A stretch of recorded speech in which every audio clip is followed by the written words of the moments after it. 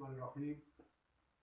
Today I am going to explain by easy method, conceptual way,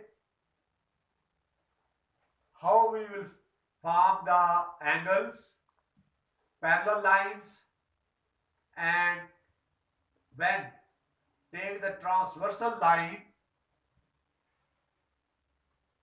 and parallel lines, what will be happen.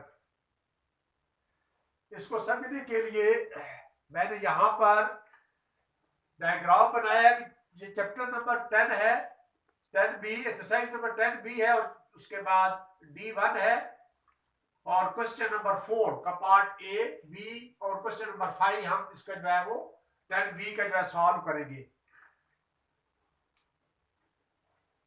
When we consider these two lines, line L and line M, take the transversal on both lines which bisect both the parallel lines.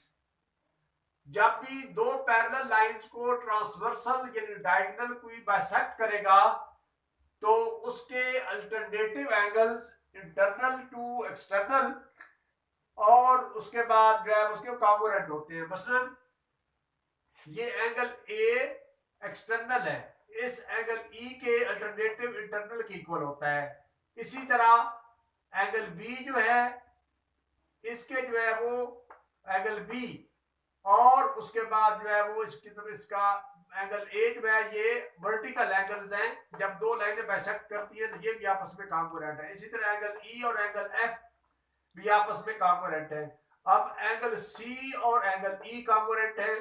इसी तरह angle A और angle B congruent है और इसी तरह angle D और angle F congruent है. तो इस तरह हम जब भी कोई किसी भी पैरेलल लाइन पर ट्रांसवर्सल लेंगे, when we will take the transversal on the parallel line, then alternative angles will be congruent.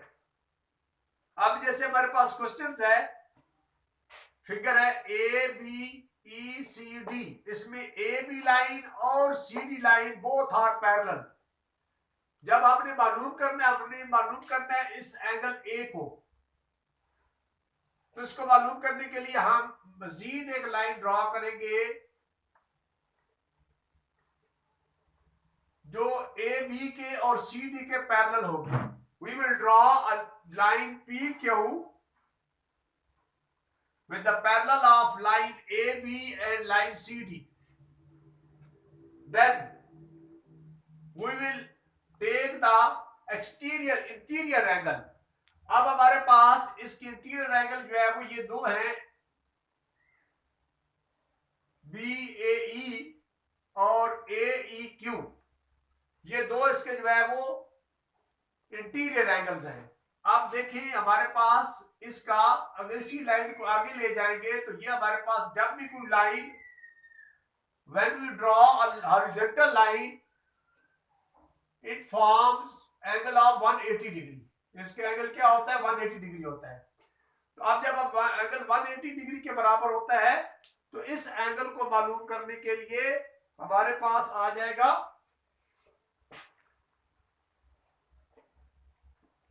AEQ,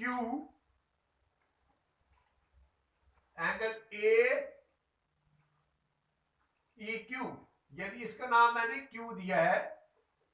AEQ plus 142 angle is equal to 180 degree. तो ये क्या आ जाएगा? Sum of interior angle will be equal to 180 degree. अब हमने AEQ को हमने मालूम करना है तो क्या आ जाएगा हमारे पास? Angle AEQ is equal to 180 degree minus 142 degree. Then it will become 838 degree. यानी ये हमारे पास एंगल आ जाएगा एंगल AEQ. नेक्स्ट हमारे पास CEQ. अब ये CEQ angle C EQ plus 144, 140, 144, sorry 114, 114। तो अब इसको हम देखेंगे कि angle, we will observe that angle CEQ plus angle 114 is equal to 180 degree. State में लिखेंगे these are the sum of interior angle, sum of interior angle of the figure. तो ये आ जाएगा हमारे पास angle CEQ is equal to 180 minus 114, then it will become 66 degree। then angle A जो हमने फाइंड करना है is equal to angle AEQ plus angle CEQ is equal to 66 degree plus 38 degree is equal to 104 degree। This is the bisectors of angle E. Line PQ is the bisectors of line of angle A।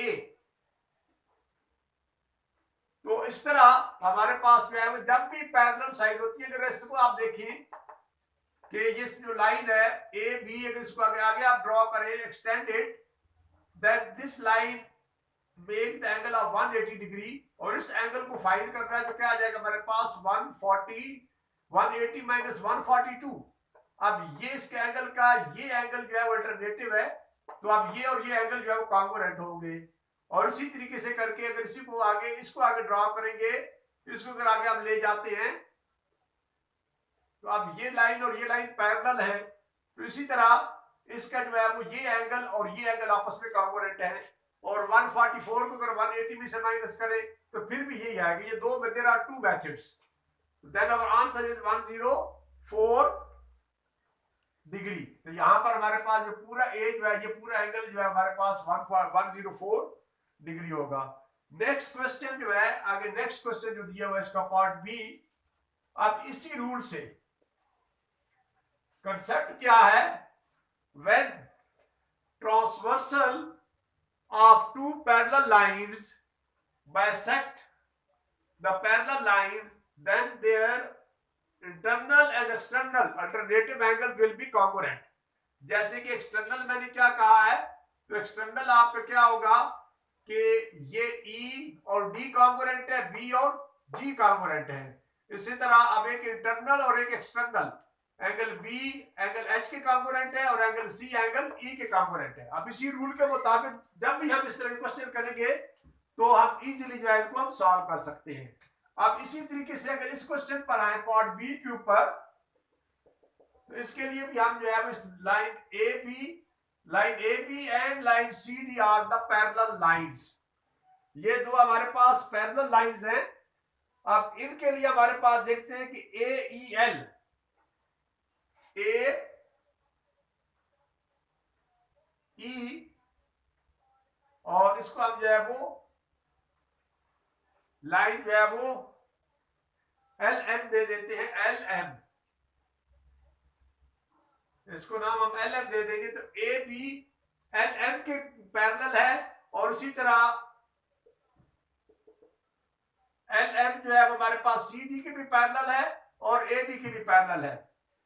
तो अब हम, जैसे मैंने आपको बताया था कि अगर हम यहां पर जो भी लाइन हम एक हॉरिजॉन्टल ड्रॉ करते हैं, इट मेक्स 180 डिग्री एंगल। अब इसी को जब आगे हम ड्रॉ करेंगे तो अब हमारे पास ये देखिए कि ये एंगल, और इसको अगर आप आगे दे जाते हैं तो ये हमारे पास जो है वो एक्सटेंड करें तो 180 डिग्री होगा। तो अब इस एंगल हम मालूम करने के लिए ए ई एल, यानी ए ई और L, angle A E L is equal to 180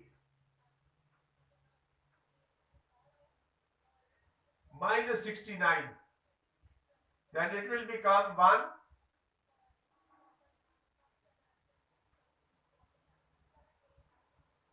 111 आ जाएगा।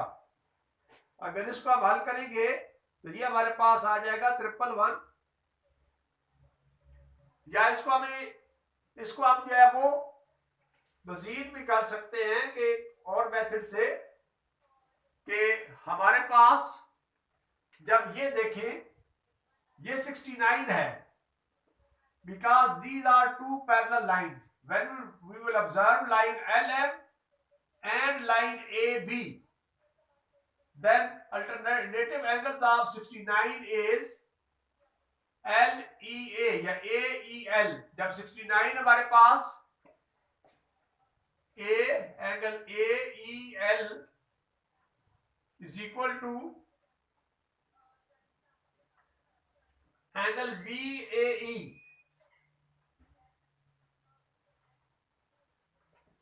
तो ये 69 के बराबर है। और इसी तरीके से हमारे पास जो एंगल C है LEC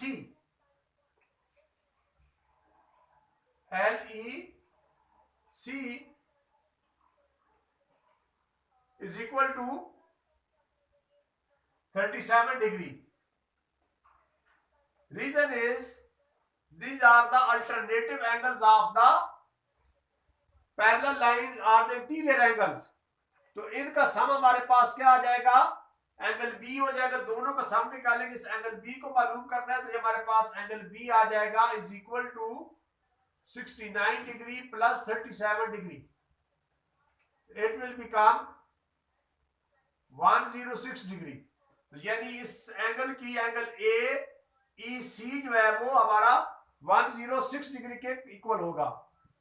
next question, question number 5।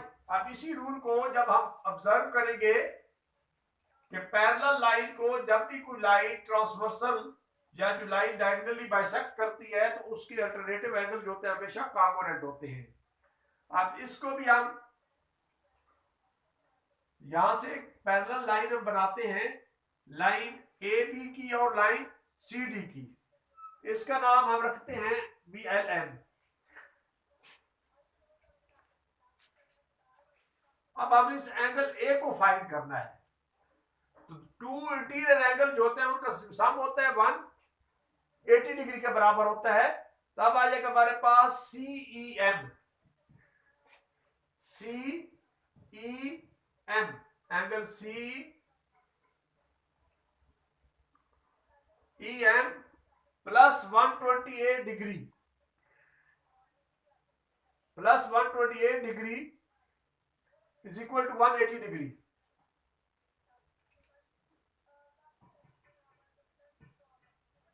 क्या आ जाएगा, angle CEM is equal to 180 minus 128, it will become 52 degree. अब ये 52 डिग्री है, AEM minus CEM, AEM minus CEM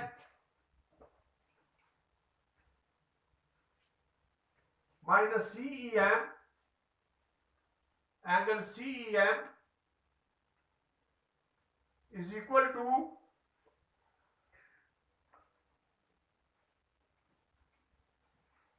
92 minus 52, 92 minus 52 is equal to 40 degree. ये 40 डिग्री के बराबर हो जाएगा। तो अब हमारे पास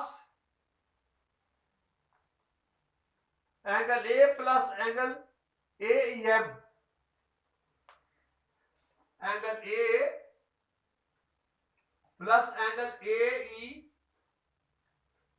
is equal to AEM, AE और ये M। इस एंगल की क्या वैल्यू होगी, तो ये हम जो है वजह से देखेंगे तो आ जाएगा हमारे पास angle a plus 40 degree, angle a plus 40 degree जो हमने ऊपर फाइंड किया इज इक्वल टू 180। तो angle A is equal to 180 minus 40 is equal to 140। तो ये हमारे पास आ जाएगा 140 डिग्री, यानी एंगल ए जो है हमारे पास इसकी वैल्यू जो है वो 140 डिग्री आएगा। तो लिहाजा साबित हुआ कि जब दो पैरेलल लाइंस को ट्रांसवर्सल लाइन बाइसेक्ट करती है तो उनके एंगल जो होते हैं अल्टरनेटिव जो होते हैं इंटीरियर का सम जो होता है वो 180 डिग्री के बराबर होता है। इंटीरियर एंगल्स का और अल्टरनेटिव एंगल जो होते हैं हमेशा जो है वो कॉन्ग्रुएंट होते हैं। तो इंशाल्लाह इसी को नेक्स्ट क्वेश्चन जो है वो उसमें इसी तरह कंसेप्ट के साथ जो है वो हम इंशाल्लाह दोबारा जो है वो सॉल्व करेंगे। वसलाम।